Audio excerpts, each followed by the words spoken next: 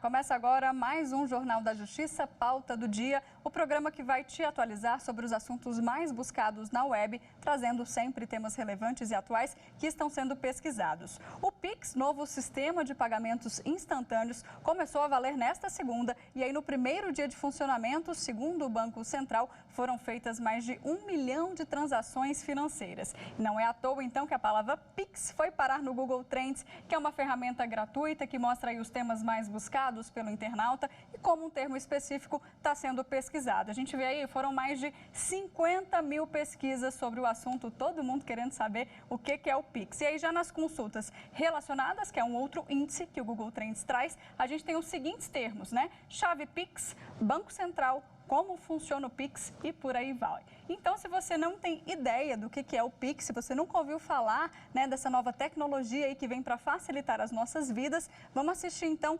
um vídeo do Banco Central, um vídeo institucional, explicando para a gente o que é o Pix.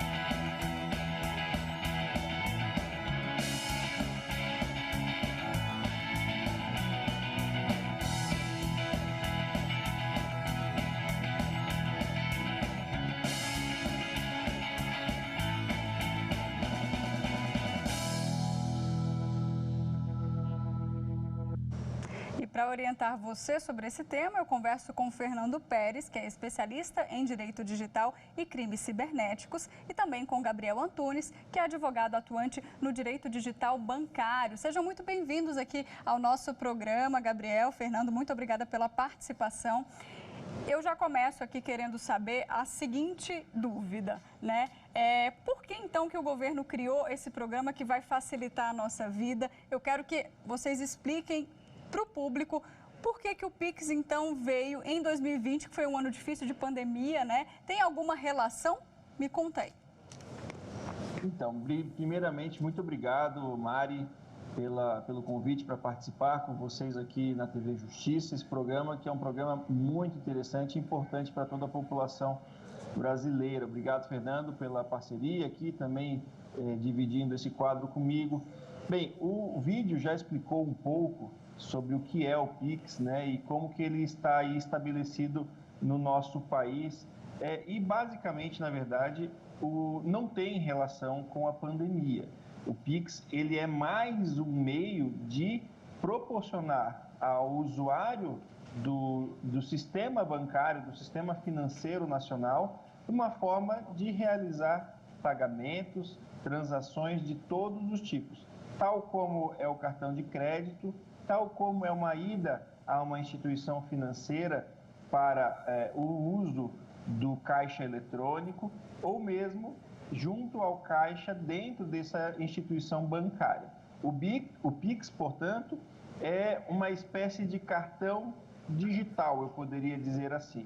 É um avanço tecnológico dentro dos sistemas e de usos que nós já estamos cada vez mais habituados no nosso país, o uso a partir de smartphones, do internet banking e do aplicativos de banco dentro dos nossos celulares. Então, não tem ligação com a pandemia, mas em época de pandemia vem muito a facilitar e ajudar a todo cidadão e cidadã brasileira. É verdade, muita gente aí está receoso de usar, mas a gente vai explicar direitinho como é que funciona. Fernando, a vantagem de se usar o Pix é justamente a questão de não ter taxa, né? Hoje a gente vai fazer uma transferência de um banco diferente, né? A gente paga uma taxa, o TED é R$10 ou até mais, né? A principal vantagem é essa, não tem custo, então? Mariana, doutor Gabriel, é um prazer enorme estar aqui com todos vocês e discutir um assunto que é de fato tão importante para todos nós. E essa questão, nós fazemos cada vez mais transações pela internet, né, via aplicativos, internet banking, enfim. E essas transações digitais, de fato, ela tem muito menos custo do que as transações tinham há alguns anos, né, mesmo alguns anos atrás. Então, uma forma de se fazer transferências a baixo custo é um anseio de toda a população e nós utilizamos, né? Apesar de não ser algo diretamente ligado à pandemia, nós estamos utilizando mais transferências virtuais, né? Através de internet banking, mesmo aqueles que eram mais receosos tiveram que aprender a lidar com as transferências digitais, porque muitas agências bancárias, por exemplo, fechadas, né? Então, foi uma alternativa, claro que não é nova, mas muitos de nós, né, se já não usávamos, tivemos que nos adaptar e aqueles de nós que usávamos tivemos que intensificar. E muitas instituições bancárias, muitos novos serviços de instituições financeiras recentemente têm abaixado os valores de transferência, têm possibilitado, né, a realização de TED, de DOC a custos menores e até mesmo de forma gratuita. Então, o Pix ele vem a consolidar uma necessidade do mercado e uma necessidade de todos nós consumidores, clientes de instituições bancárias, instituições financeiras. Então, nós temos cada vez mais, né, transações digitais, elas de fato possuem menor custo e hoje não seria mais... nós temos que nos preocupar com diversas questões e até mesmo o tempo da demora de uma transação era uma das grandes preocupações e uma das grandes reclamações que, de fato, o Pix ele vem, então, a vencer. Então, essa é uma necessidade da nossa sociedade que está cada vez mais rápida nas suas transações e por isso, vem, então, em um momento muito importante. A pretensão, né, do lançamento do Pix, ela não é nova, ou seja, foi planejado durante algum tempo e, de fato, como o doutor Gabriel disse, veio a calhar, vem ajudar em épocas como a que nós estamos vivendo, épocas de pandemia. Tá certo. Ó, para fazer esse roteiro aqui hoje, eu contei com a ajuda também, além do Google Trends, que me trouxe aí o que os internautas estão buscando, com vários colegas da redação, porque até a gente, né, que não está acostumado a usar, também está cheio de dúvida. Então, eu vou propor aqui um ping-pong, tá? Cada um responde uma pergunta, porque são perguntas práticas de como fazer mesmo a transação. Então, vou começar então com o Gabriel. Gabriel, cada banco tem uma chave específica, ou seja, CPF, e-mail e número de telefone. Cada um você vai escolher para cadastrar em um banco ou pode cadastrar tudo em um banco só? Vai funcionar tal como funciona hoje a nossa preferência bancária, só que essa chave passa a ser nossa, né? Então, nós vamos ter a possibilidade de andar com ela entre os bancos e, a partir dela, realizar transações as mais diversas, como quisermos, ao tempo que quisermos. Eu acho, Mari e espectadores, complementando também um pouquinho da resposta do doutor Fernando, em relação aos custos ali, né? As pessoas físicas, de fato, elas não terão nenhum tipo de custo, mas sobre as pessoas jurídicas pode haver custos, tanto naquele que emite o pagamento, envia o pagamento, como naquele que recebe.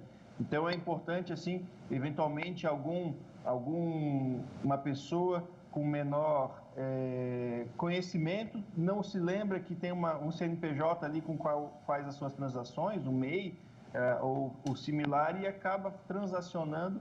E aí, a diferença, como bem destacou o doutor Fernando, é que as tarifas tendem a cair muito. Hoje nós já estamos pagando em algumas instituições cerca de R$20 ou mais para cada transação, para cada TED ou DOC. Com o Pix, a tendência é que esse valor caia bastante. Perfeito. Vamos para a próxima, então, agora para o doutor Fernando. Doutor Fernando, posso mudar minha chave para outro banco a qualquer momento ou não? Sim, uma das características do Pix é justamente a portabilidade, ou seja, eu levar, né, independente de qual seja a minha chave, seja o número do CPF, e-mail, telefone ou uma chave gerada, né, pela instituição bancária, eu posso fazer a portabilidade desta minha conta justamente com essas informações. Então, as instituições, elas devem prover os meios para que essa portabilidade ela seja feita de uma forma rápida, adequada e segura. Perfeito. Bom, vamos lá então. Mais uma, Gabriel. Se eu enviar o Pix para a pessoa errada, né? Nesse começo vai ter muita gente aí fazendo besteira ainda na hora de tentar. Eu já fiz, eu confesso que eu achei bem facinho. Eu fiz na segunda-feira mesmo, foi uma das primeiras. Aí estou nesse dado aí de mais de 1 milhão de transações feitas, porque eu testei e adorei. Mas e aí, se eu escolher o nome errado, a chave errada, tem como voltar atrás? Então, essa questão aí acontece também hoje nos pagamentos, nos meios de pagamento tradicionais, né? E dá uma dor de cabeça grande para todo mundo. Às vezes um dígito, um único número modifica, encontra um destino correto e o pagamento é efetivado. Dá para voltar atrás, quer dizer, não dá para voltar atrás, senão por meio de um pedido, de uma solicitação, comprovando que o pagamento foi feito equivocadamente. Tem uma burocracia básica, mas é possível reverter, tal como hoje é possível também convencer lá o destinatário ou mesmo a instituição financeira a fazer o processo de devolução. Perfeito. Então, Fernando, agora, depois que eu fizer a transação, eu vou ter um comprovante, como eu tenho quando eu faço a transação normal, seja por internet banking ou no caixa eletrônico, ou vai ter aí algum código, né, que me comprove que realmente eu fiz essa transferência? Toda transação, ela acaba por receber um código de transação que é específico àquela transação. E esse comprovante, assim como acontece nos aplicativos hoje, ele pode ser um comprovante virtual, mas em que eu posso gerar uma segunda via a qualquer momento, por exemplo, e até mesmo imprimir se necessário, ou compartilhar por aplicativos, né, por mensagens. Mas é muito importante destacar que esse comprovante da transação ele tem que ser gerado com todas as informações necessárias, seja, né, para onde que eu estou enviando o destinatário desses valores, eventualmente até demonstrando qual que é o código da transação. E é muito importante que eu sempre observe, mesmo após eu fazer a transferência, das informações se elas conferem com as informações do destinatário, as informações referentes à transação. É claro que esse cuidado nós temos que ter, né, em grande atenção antes de fazer a transferência, porque depois da confirmação, isso pode gerar uma dor de cabeça se a gente fizer a transação errada. Então, vai ser gerado um comprovante e esse comprovante ele deve, né, ficar à disposição de todos nós durante um período de tempo após essa transação para a nossa conferência e os nossos controles também.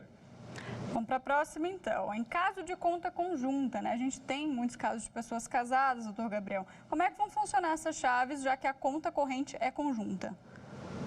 Cada conta de titularidade individual ou de titularidade conjunta, ela pode gerar até 5 chaves. Então, cada conta que existe numa instituição bancária ou cooperativa de crédito pode gerar 5 chaves para pessoas físicas e até 20 chaves para pessoas jurídicas. A partir dessas chaves, devidamente autorizadas, né, pelo titular ou pelos titulares, poderá então haver a destinação de recursos, o envio de recursos ou também a indicação da chave para o recebimento desses recursos.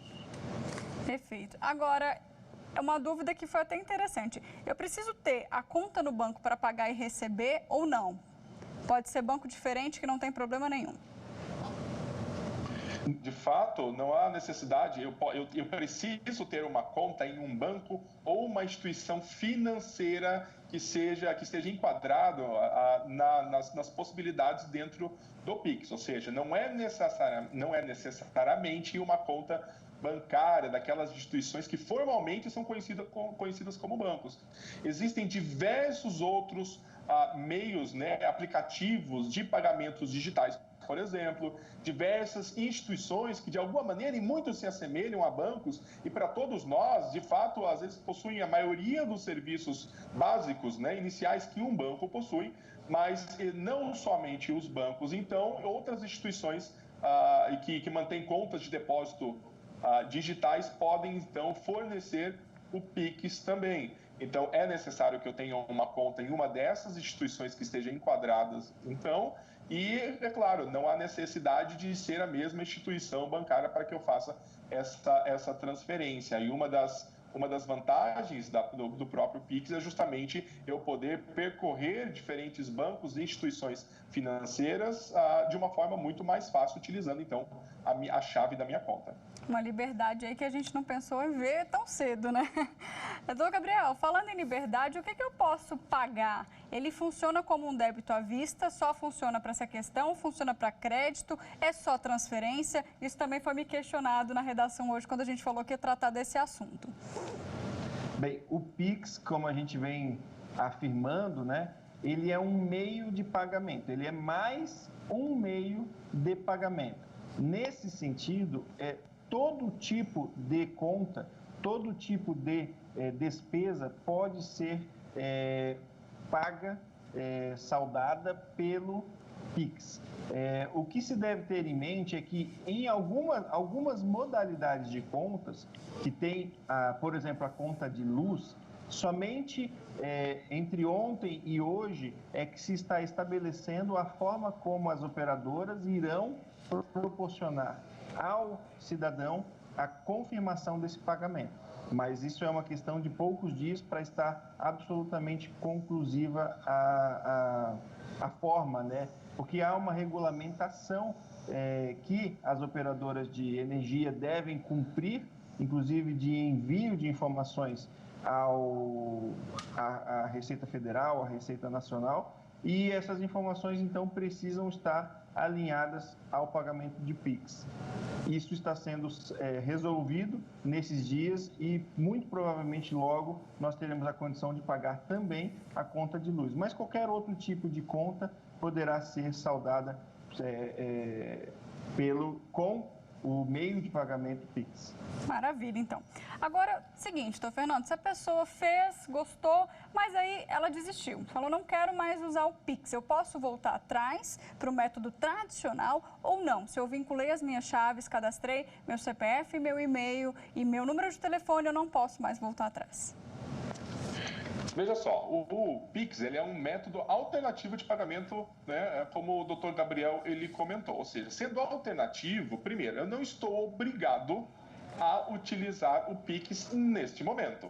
Ou seja, eu tenho a minha conta bancária, a minha conta em outras instituições, eu posso continuar utilizando da maneira como eu bem entender. Então, o Pix, por hora, ele é uma alternativa. Se eu fizer o cadastro no Pix e desejar não mais ter uma conta, eu, até como um próprio direito do consumidor, né, previsto no Código de Defesa do Consumidor, ou seja, eu posso reverter, eu posso deixar, cancelar esse cadastro e a instituição ela deve tomar todas as providências para que essa conta seja devidamente encerrada. Eventualmente, obrigações bancárias, obrigações financeiras, principalmente em relação às transações, em relação a normas do Banco Central, elas precisam continuar a ser observadas e a instituição ela pode guardar, por exemplo, as informações dessa transação por um período, deve guardar essas informações dessas transações por um período de tempo.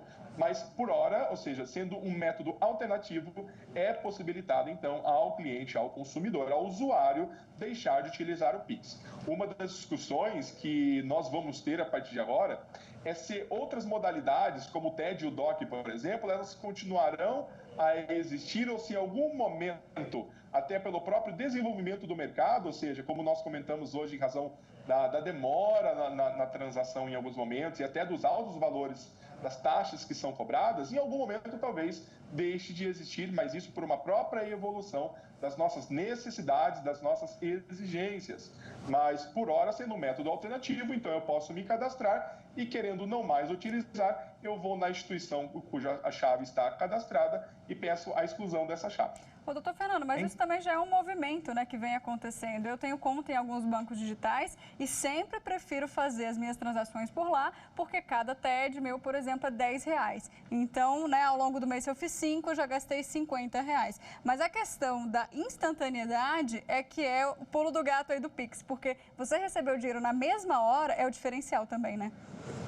Veja que transferências igual ao TED, DOCS, que a gente faz, por exemplo, no final de semana, né, acabam sendo realizadas, né, no dia seguinte e dependendo da modalidade, dependendo do valor, a gente tem um limite de horário, né, durante um dia para fazer essa transação, para que a gente tenha esse recebimento no destinatário no mesmo dia também. Então, a partir dessas evoluções, né, e convenhamos que não é nada complexo, né, pelos sistemas que são informáticos que são utilizados nas transações, era de se esperar até que as transações instantâneas, elas tivessem começado já há algum tempo atrás, na verdade há muitos anos atrás, mas de fato essa pode ser uma evolução de acordo com os nossos interesses, né, com a nossa própria usabilidade.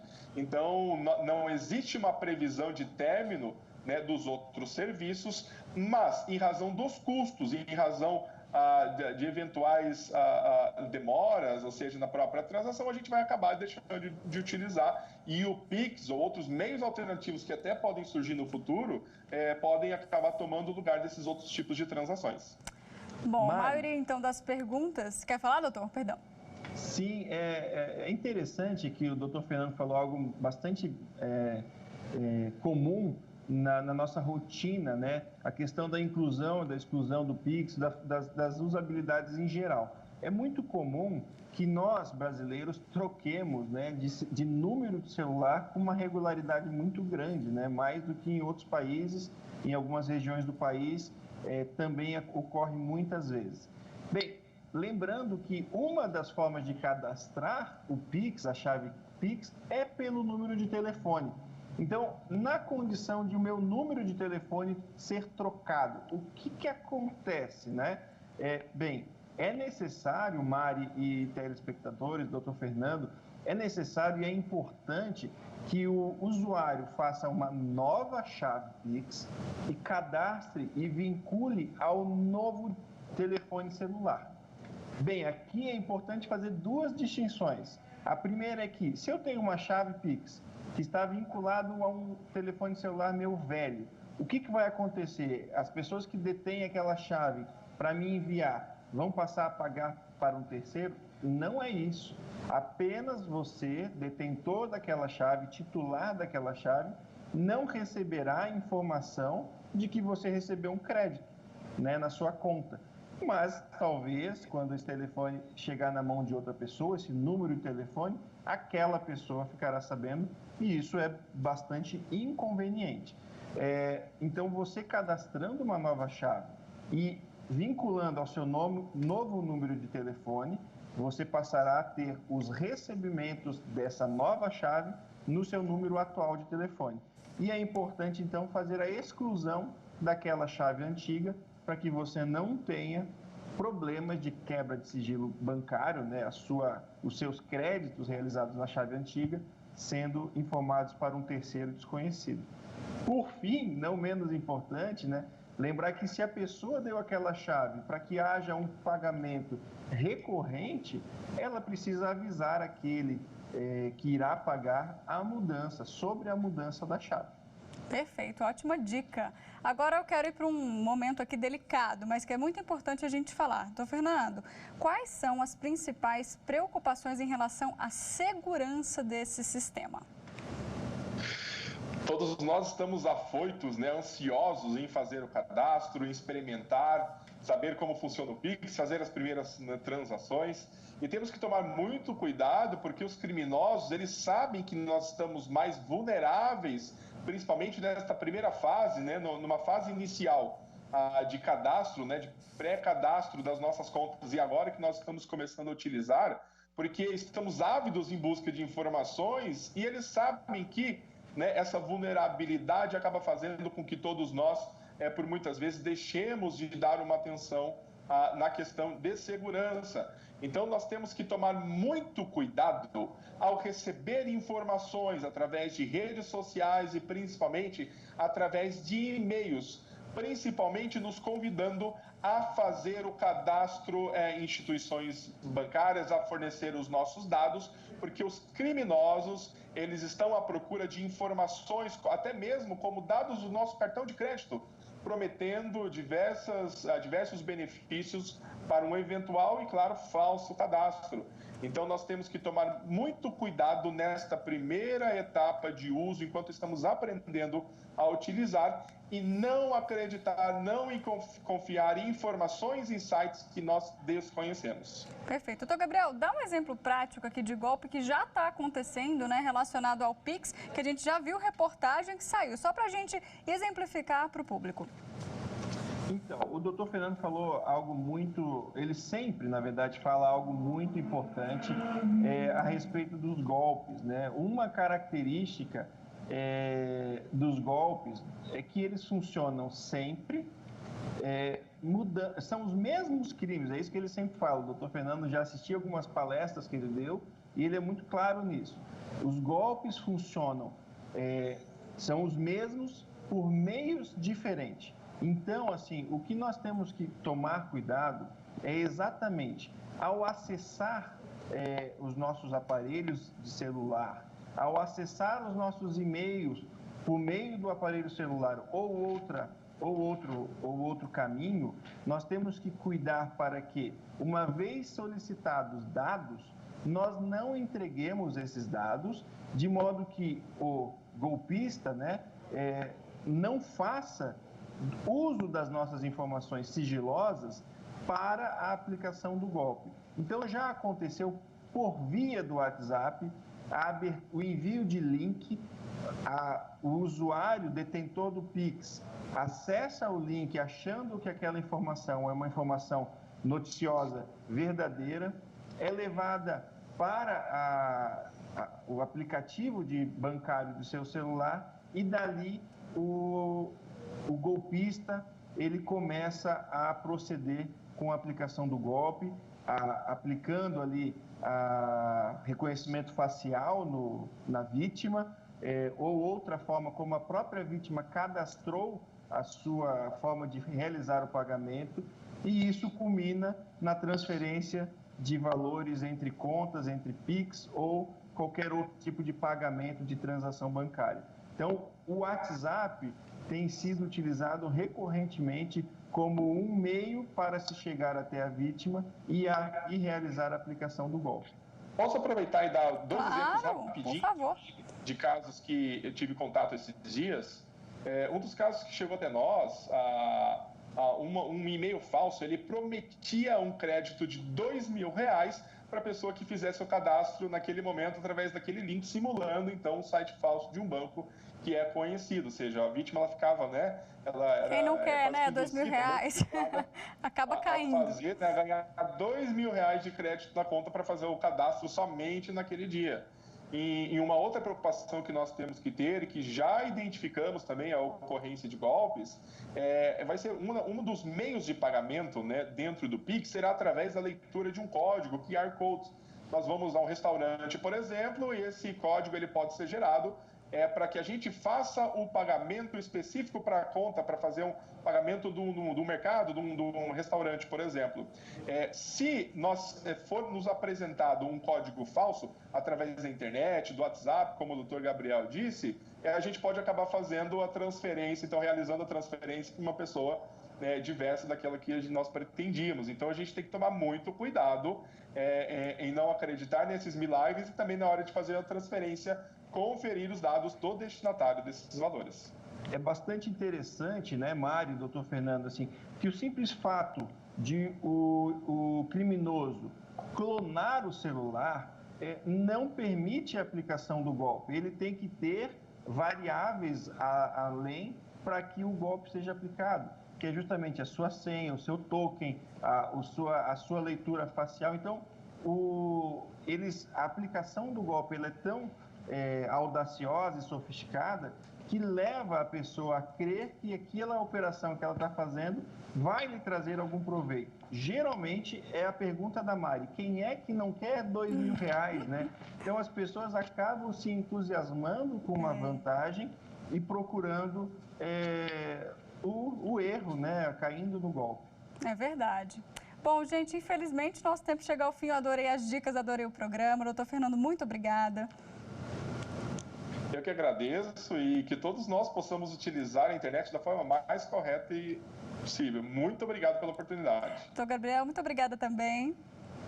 Obrigado, Mari. Obrigado, doutor Fernando, por dividir essa entrevista, essa conversa. E a todos os espectadores, espero também que tenham atenção no dia a dia, nas suas operações financeiras e todo tipo de operação por meio da internet, porque os nossos criminosos aí estão bastante audaciosos e criativos. É verdade, estão de olho sempre. Bom, pessoal, o programa fica por aqui. Você pode rever esse bate-papo no nosso YouTube. Anota aí o endereço, youtube.com/TV Justiça Oficial. Amanhã eu estou de volta, então, com um novo tema. Te espero, hein? Tchau, tchau.